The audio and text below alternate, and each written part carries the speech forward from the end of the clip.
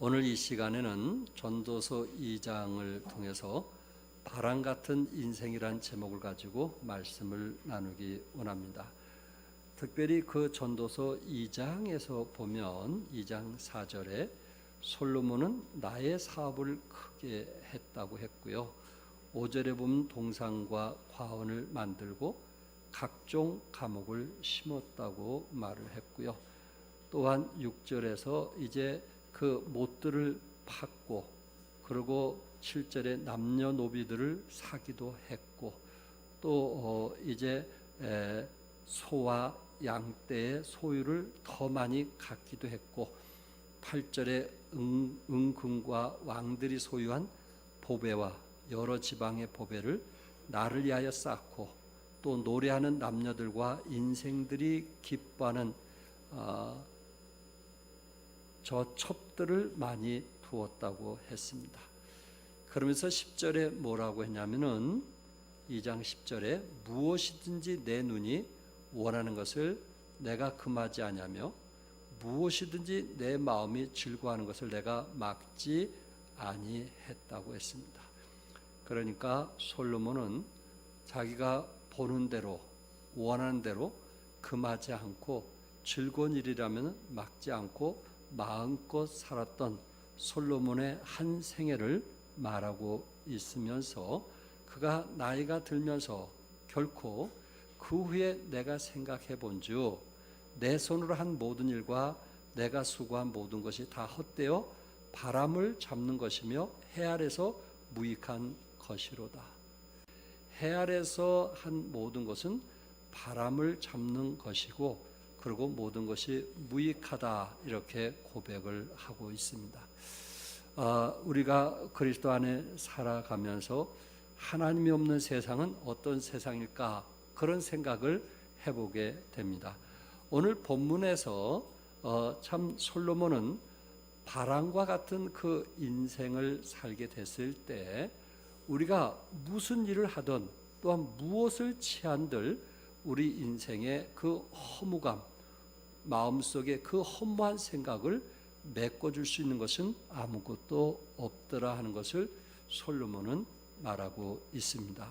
그러니까 결국 우리가 그 나름대로 사업도 하고, 또한 노래하는 여인을 불러서 참 그 노래 속에서 음식을 취하기도 하고, 또 여인들을 많이 또 얻기도 하고, 또한 눈이 원하는 것으로 하고 싶은 일을 마음껏 하고 있지만은 결코 그것이 우리의 마음을 만족해 줄 수 있는 것은 아니라는 것을 말씀을 하고 있습니다. 그래서 사람들이 이런 허무주의에 빠지게 될 때 좀 더 심각하면 우울증에 빠지게 되고 자살하는 경우들이 많이 있습니다. 니체라는 철학자는 초인을 이야기하면서 이 허무감을 극복하려고 몸부림쳤지만은 결국 허무주의 늪을 벗어나지 못하고 자살을 하고 말았습니다. 또한 해밍웨이 같은 유명한 소설가도 자살을 하고 말았습니다. 왜? 저들이 많은 업적을 남겼어도 그것이 자신을 만족하게 하거나 행복하게 할 수 없기 때문에 그렇다는 말씀입니다. 이동원 목사님은 이 포스트 모던 시대에 대해서 이렇게 말을 했어요. 이 포스트 모던 시대 그 전을 모던 시대라고 하는데, 모던 시대는 합리적 이성과 도덕적 보편성의 틀을 가지고 진보를 추구하던 시대라고 하면, 지금 이 시대 젊은이들이 살고 있는 포스트 모던 시대에 이르러서는 갑자기 그 이성과 도덕의 틀을 깨는 파괴와 해체를 시험하기 시작했다고 했어요. 그러니까 우리가 사는 시대는 도덕이고 이성이고 그런 개념에서 좀 뛰어넘는, 그것을 깨트리면서 살아가는 젊은이들이 많이 일어났다는 것입니다. 자아는 파괴되고 가정은 해체되고 도덕적인 권위와 질서는 무너지기 시작을 했다라는 말입니다. 그래서 한 문화학자는 포스트 모던 인생을 가르쳐 고립되었고 상처를 받았고 목마른 인간이 되었다, 이렇게 말하고 있습니다. 우리의 인생을 어떻게 보면 세상을 사랑하는 사람들, 더 좋은 조건에서 살아가고 있음에도 불구하고 사람들이 고립되었고 상처를 받았고 목마른 인간이 되었다고 말하고 있습니다. 국민일보에서 12년 7월 23일 날짜에 보니까 하루 평균 42.2명이 자살을 한다고 합니다. 42.2명, 42명 이상이 매일마다 뭐 하는 거예요? 자살을 하는 거예요. 우리가 잠자고 일어나면 대한민국 식구들 중에 42명 넘게 자살을 하는 것입니다. OECD에서 자살률이 1위라고 합니다. 얼마 전까지만 해도 일본이 1위였는데 한국이 1위라고 합니다. 모든 생활 조건이 나아지고 있음에도 불구하고 젊은이들이 자살하는 일이 많이 늘어나고 있다라는 말씀입니다. 무엇 때문에 그럴까요? 저들의 인생은 만족할 수 없는, 뭔가 하기는 하는데 마음의 행복과 기쁨을 누리지 못하는 그러한 모습들을 보면서 쉽게 생명을 끊는 일이 많이 일어나고 있더라는 말씀입니다. 전도서 2장 10절과 11절에 무엇이든지 내 눈이 원하는 것을 내가 금하지 아니하며 무엇이든지 내 마음이 즐거워하는 것을 내가 막지 아니하였으니 이는 나의 모든 수고를 내 마음이 기뻐하였음이라. 이것이 나의 모든 수고로 말미암아 얻은 몫이로다. 그 후에 내가 생각해 본즉 내 손으로 한 모든 일과 내가 수고한 모든 것이 다 헛되어 바람을 잡는 것이며 해 아래서 무익한 것이로라고 말씀을 하고 있습니다. 우리가 그리스도 안에 살면서 하나님께 참 소망을 두는 것이 얼마나 감사할 일인가. 그러나 하나님이 없는 이 세상 사람들은 세상을 위해서 뭔가 열심히 살아가고 있지만 저들의 마음은 허무함을 표현하고 있습니다. 솔로몬은 이러한 허무한 삶, 바람 같은 그런 인생을 신앙 안에서 이겨낸 사람 중에 대표적인 사람입니다. 인생의 허무함을 느끼게 되었을 때 쾌락을 통해서도 사업을 통해서도 여인을 통해서도 결코 자신을 만족할 수 없다는 그 사실을 알게 되었을 때 내가 의지할 분은 하나님이라는 것을 알게 되었고, 그리고 그는 스스로 고백하기를 마련해 하나님 없이는 모든 것이 헛되도다 이렇게 말하고 있습니다. 전도서 1장 2절에 전도자가 이르되 헛되고 헛되며 헛되고 헛되니 모든 것이 못되도다고요? 헛되도다. 헛되도다. 전도서에서 헛되다라는 말을 36번이나 사용을 했습니다. 헛되다는 말은 원래 하발이라는 단어인데 증기 또는 김이라는 말에서 왔습니다. 창틀에 서리는 김과 같고 끊는 주전자에서 품어나오는 증기 같다는 것입니다. 인생은 증기나 김처럼 사라지는 그런 안개와 같다는 것을 잘 표현을 하고 있습니다. 전도서에서 우리 인생을 바람 같다고 표현을 했는데 1장 14절에 보면 내가 해 아래에서 행하는 모든 일을 보았노라. 보라, 모두 다 헛되어 바람을 잡으려는 것이로다. 전도서 1장 17절에서 내가 다시 지혜를 알고자 하며 미친 것들과 미련한 것들을 알고자 하여 마음을 썼으나 이것도 바람을 잡으려는 것인 줄을 깨달았도다. 2장 11절에서도 바람을 잡으는 것이며 2장 17절에서도 바람을 잡으는 것이기 때문이라고 했고, 전도서 2장 26절, 4장 4절, 4장 16절, 5장 16절, 6장 9절에서도 이것도 헛되어 무엇을 잡는 것이라고요? 바람을 잡는 것이로다. 인생을 바람으로 표현을 했어요. 내 나름대로 뭔가 잡았다고 생각이 되었고, 내 나름대로 뭔가 이루었다고 생각을 했고, 내 나름대로 뭔가 수고해서 얻었다고 생각을 했는데 인생을 돌이켜보니까 솔로몬은 바람을 잡은 것 같다. 하늘에 소망 없이 살아가는 모든 인생은 내 손에 어떤 것이 쥐어진들 그것은 바람을 잡는 것 같다. 그렇게 표현을 했습니다. 솔로몬처럼 다윗도 그의 인생을 뭐로 표현을 했냐면 시편 89편 47절에서 나의 때가 얼마나 짧은지 기억하소서. 주께서 모든 사람을 어찌 그리 허무하게 창조하셨느냐. 주께서 모든 사람을 어찌 그리 허무하게 창조하셨는지요. 허무감, 인생이라는 것이 얼마나 허무함을 말하고 있습니다. 그러면서 다윗은 그 허무한 인생 속에서 참 신앙에서 회복하는 것을 보게 되는데, 시편 62편 5절과 6절 같이 읽겠어요. 시작. 나의 영혼아 잠잠히 하나님만 바라라.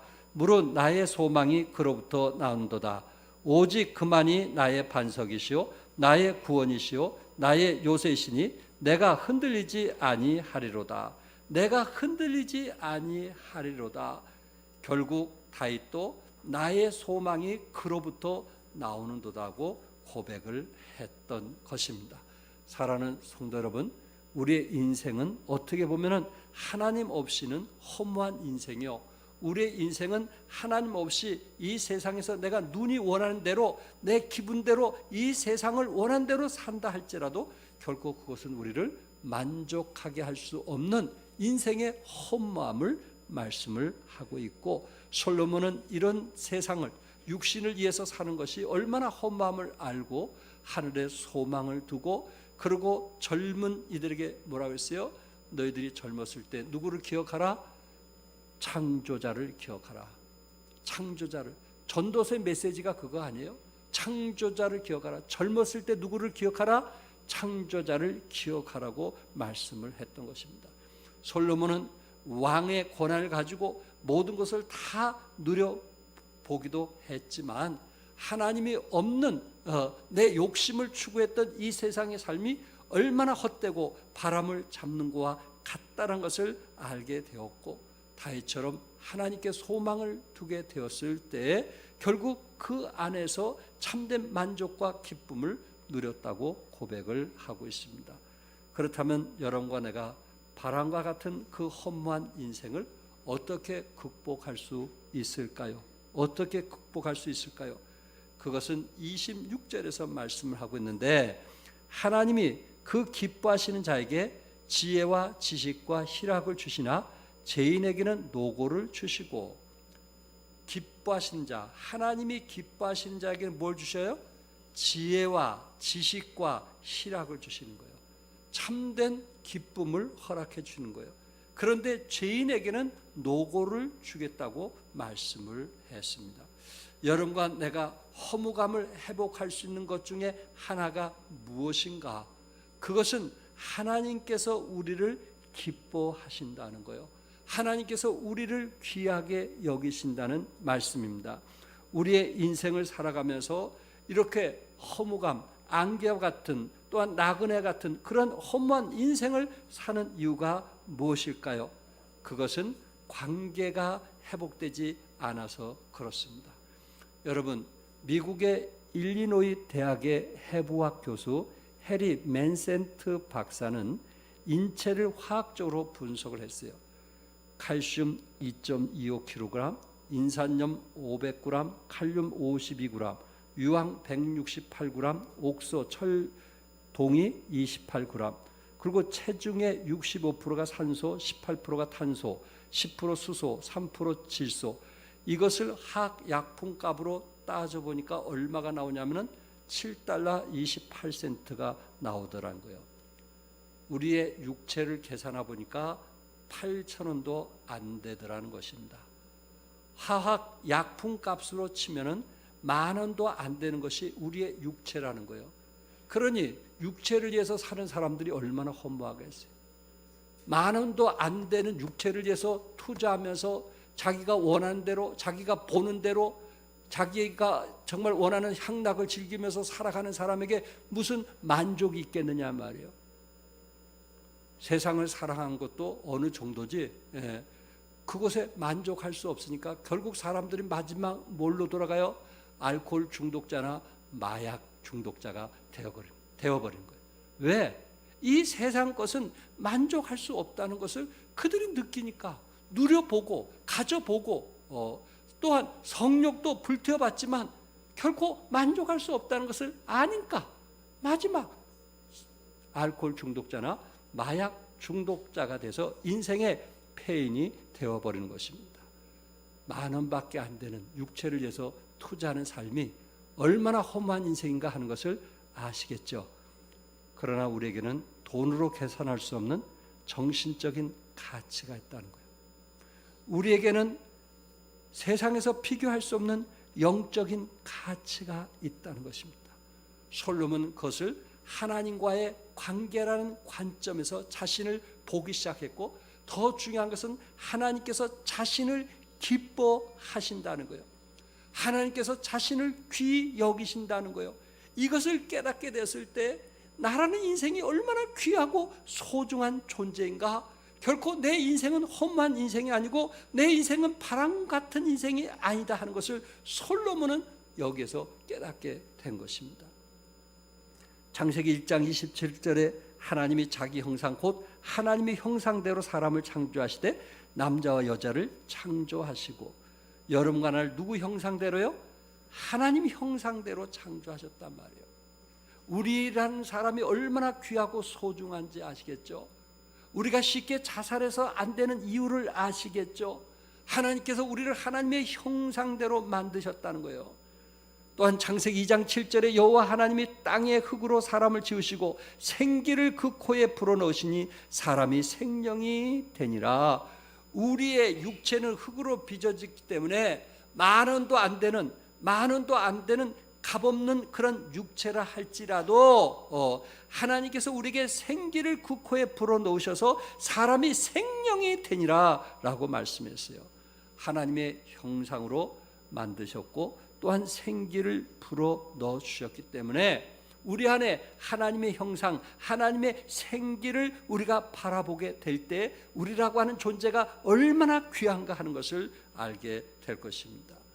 하나님께서 아담과 하와를 창조하신 후에 창세기 3장 9절에 보면은 여호와 하나님이 아담을 부르시며 그에게 이르시되 네가 어디 있느냐.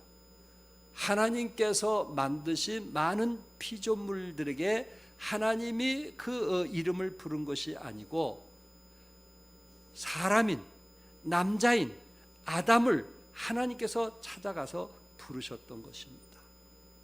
죄를 범한 아담을 하나님께서 부르셨던 것입니다. 왜? 사랑하니까. 왜? 그 영혼이 귀하고 소중하니까 아담아 네가 어디 있느냐 라고 하나님께서 부르셨던 것입니다. 하나님은 아담이 이 땅에 태어나신 것을 기뻐하셨어요. 하나님은 아담이 이 땅에 태어난 것을 사랑스러웠어요. 여러분, 아이가 태어나게 됐을 때 엄마나 아빠나 그 이름을 부르고 또 부르러도 지칠 줄 모르고 안아도 지칠 줄 모르는 게 부모의 마음 아니겠어요? 보고 또 봐도 지칠 줄 모르는 거예요. 그 아이가 태어났다는 것이 신기하고 너무 아름다운 거예요. 나를 닮았다는 게 너무 신기하고 아름다운 거예요. 그 아이가 태어남을 통해서 우리 부모를 얼마나 기쁘게 하는지 아시겠죠? 이처럼 하나님께서 이 땅에 아담과 하와를 만드셨을 때 그 아담으로 인해서 하나님이 뭐 하셨다 그랬어요? 기뻐하셨다. 그것을 누가 깨달은 거예요? 솔로몬이 깨달은 거예요. 자기가 원한 대로 살았지만은 결국 자신이 그곳에서 만족할 수 없고 행복을 찾을 수 없어요. 그때 하나님께서 나를 기뻐하신다는 그 사실을 깨닫게 되었어요. 그래서 하늘의 소망을 갖게 되었다는 말씀입니다. 스바냐 3장 17절에 너희 하나님 여호와가 너희 가운데 계시니 그는 구원을 베푸실 전능자이시라. 그가 너로 말미암아 기쁨을 이기지 못하시며 너를 잠잠히 사랑하시며 너로 말미암아 즐거이 부르며 기뻐하시리라 하리라. 전능자 하나님께서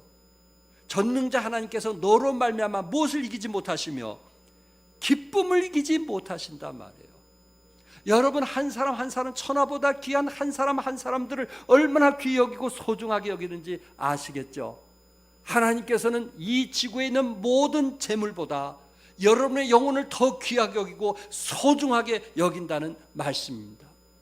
그러니까 하나님께서는 이 세상의 모든 재물보다 여러분들을 귀하게 여기듯이 여러분들이 하나님과 관계없이 세상을 소유한들 그 안에서 우리는 결코 만족할 수 없는, 행복할 수 없는, 기쁨을 누릴 수 없는 그런 삶이라는 거예요. 일시적인 기쁨은 가질 수 있지만은 영원한 기쁨을 누릴 수 없다는 것을 성경은 우리에게 말씀을 하고 있어요. 그러므로 여러분과 내가 때로 바람과 같은 인생이라는 그 속에서 험함을 느낄 수 있지만은 그것을 극복할 수 있는 방법 중에 하나가 무엇이냐면 하나님은 우리를 뭐 하신다고요? 기뻐하신다. 솔로몬은 그거를 깨닫은 거예요. 솔로몬은 그거를 깨닫은 거야. 하나님께서 내가 이 땅에 태어나고 또한 이 땅에서 성장하는 그 자체를 하나님은 기뻐하신다. 하나님은 의인을 기뻐하신다라는 것을 꼭 기억하시기 바랍니다. 또 하나는 24절에 사람이 먹고 마시며 수고하는 것보다 그의 마음을 더 기쁘게 하는 것이 없나니 내가 이것을 본즉 하나님의 손에서 나오는 것이로다. 누구의 손에서 나오는 거예요? 하나님의 손에서 나오는 것이다. 먹고 마시며 수고하는 것이 결국 누구의 손에서 나오는 거예요? 하나님의 손에서 나오는 것이라. 개역 한글에서 심령으로 낙을 누리게 하는 것보다 나은 것이 없나니라고 말씀했어요. 그의 마음을 더 기쁘게 하는 것은 없나니, 이 표현을 심령으로 낙을 누리게 하는 것보다 나은 것이 없나니, 하나님께서 우리에게 주신 것을 우리 심령으로 누릴 때 그 안에서 진정한 행복과 기쁨이 있다는 거예요. 근데 사람들이 살아가면서 하나님께서 우리에게 주신 것을 누리기보다는 욕심 때문에 누리지 못하고 살아가는 사람들이 우리 주위에 얼마나 많은지 아시겠죠? 하나님께서 우리에게 주신 것을 누리면서 살 때 진정한 행복이 있는데 오히려 주신 것을 감사하지 못하고 다른 사람과 비교하면서 내가 가진 것은 없는 것처럼, 내가 가진 것은 부족한 것처럼 하면서 자신에 대해서 만족하지 못하고 살아가는 사람들이 얼마나 많이 있느냐 말이에요. 그러니까 하나님이 우리에게 주신 것을 뭐 하면서 살기를 원하시는 거예요? 누리면서 살 때 바람과 같은 인생보다는 보람되고 의미 있는 삶을 살 수 있더라는 말씀이에요. 사람이 먹고 마시고 수고하는 일 중에 심령의 낙을 누리게 하는 것보다 나은 것이 없다라는 말씀입니다. 여러분과 내가 먹고 마시고 또한 인생을 살 때 그것을 뭐 하면서 살자고요? 누리면서 살자. 아멘. 하나님께서 우리에게 주신 것을 누리면서 살자. 좀 더 벌려고 욕심 때문에 누리면서 살지 못하는 정말 이 땅에 연약한 사람들이 얼마나 많이 있습니까? 결국 얻으려고 하는 것 때문에 부부지간에 갈등이 일어나고 가정에 깨지고 그런 사람들이 얼마나 많아요. 하나님이 주신 것 감사하고 고마우면서 누리면서 살 때 행복할 건데 좀 더 뭐 해야지, 좀 더 뭐 해야지, 그 욕심이 결국은 내가 바라고 원했던 가정을 깨트리는 경우들이 많이 있더라 하는 말씀입니다. 여러분과 나는 하나님이 주신 것 누리면서 살아갈 수 있기를 바랍니다. 감사하면서 살아갈 수 있기를 바랍니다.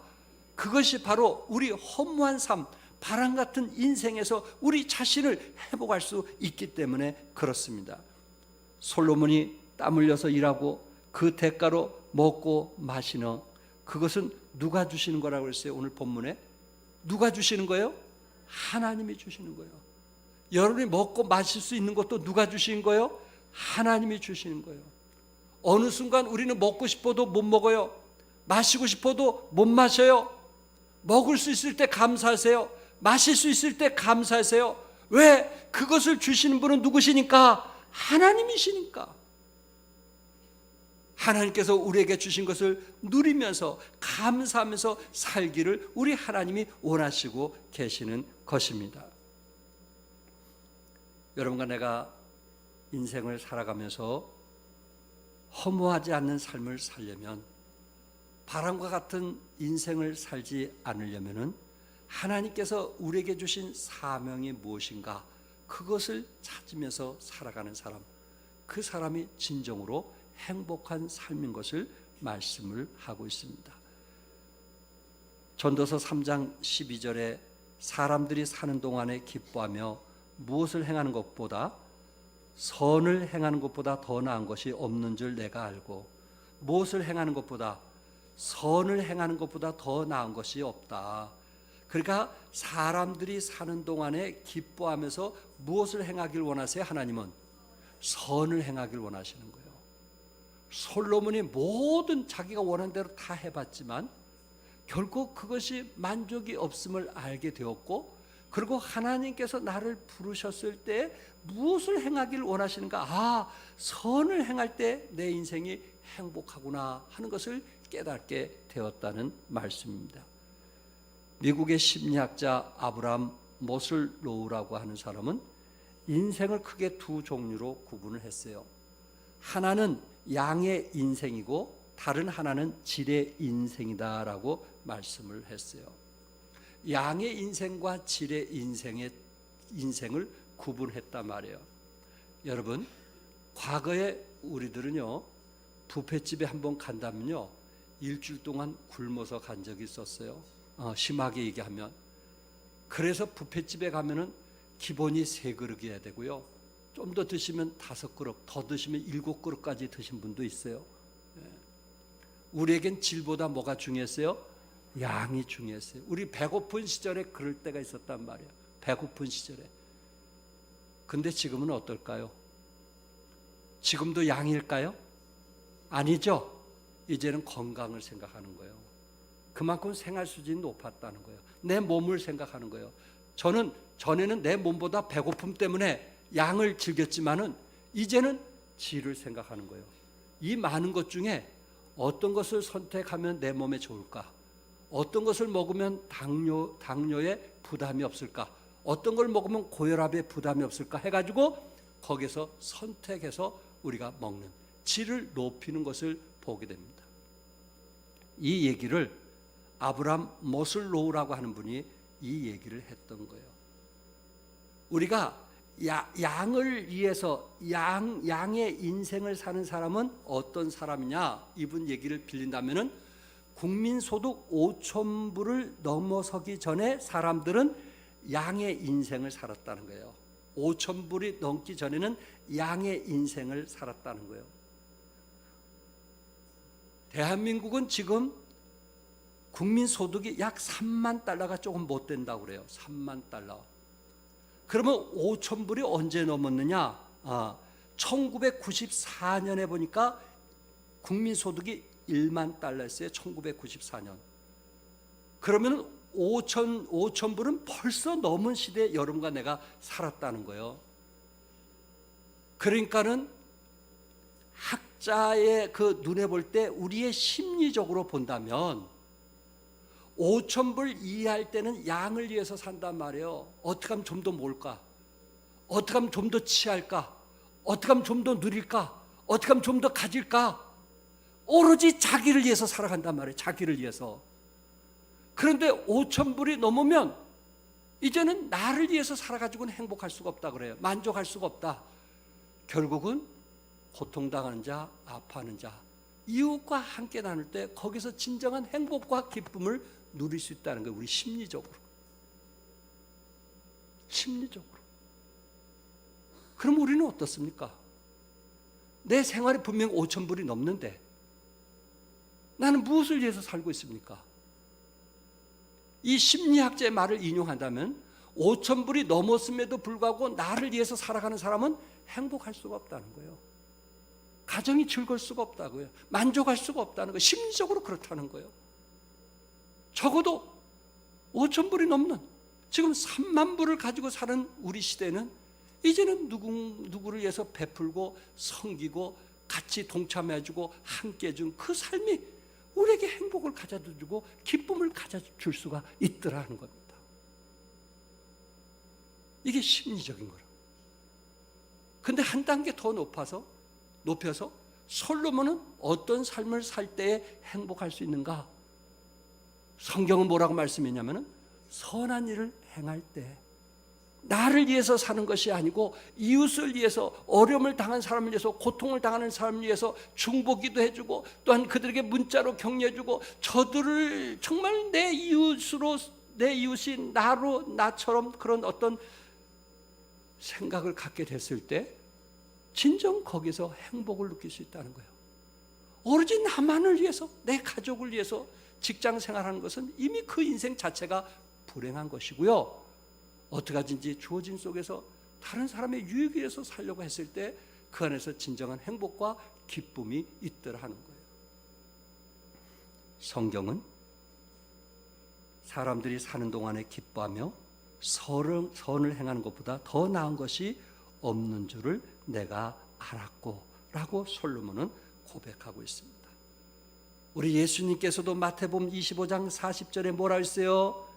너희가 여기 내 형제 중에 지극히 작은 자 하나에게 한 것이 곧 내게 한 것이니라. 지극히 작은 자에게 선을 베푼 것이 누구에게 한 것이라 했어요? 예수님에게 한 것이라고 말씀을 했어요. 예수님은 선을 행하는 것이 우리 인생에서 얼마나 중요한 본분인가라는 것을 말씀을 하고 있어요. 여러분, 내가 인생을 보람있게 의미있게 살기를 원하십니까?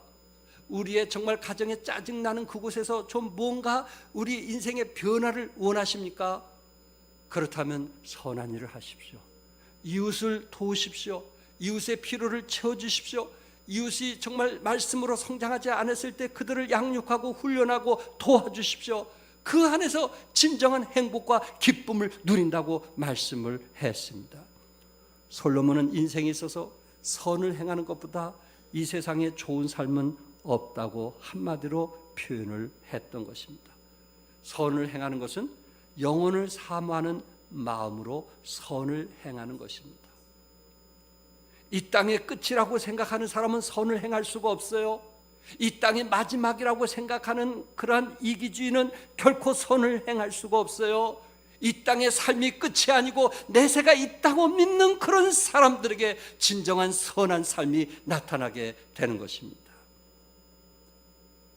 1977년 미국 최대 부호 억만장자였던 하워드 휴지라고 하는 사람이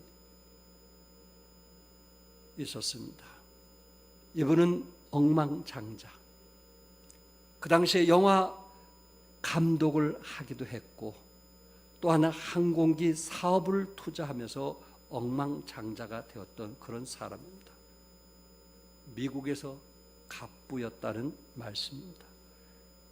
그런데 그는 죽기 전 10년간은 매우 고독한 삶을 살았다고 해요.